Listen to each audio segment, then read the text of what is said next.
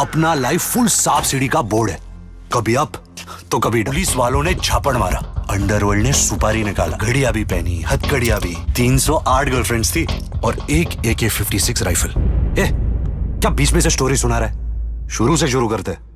संजय दत्त की जिंदगी पर मबनी फिल्म संजू का टीजर आते ही छा गया।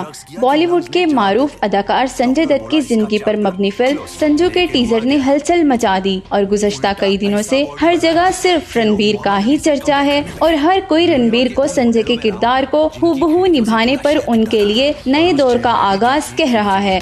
कब दिन होता था कब रात, नो आइडिया।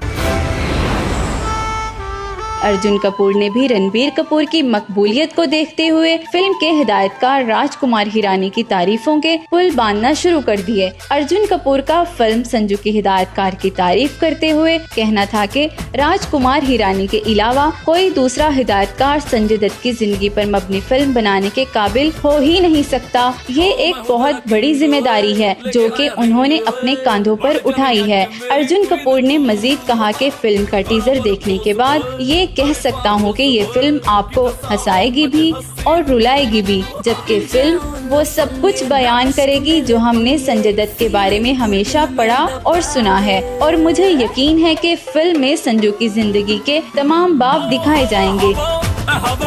मुझको उड़ा ले, आजा आजा तू मेरे दिल को चुरा ले।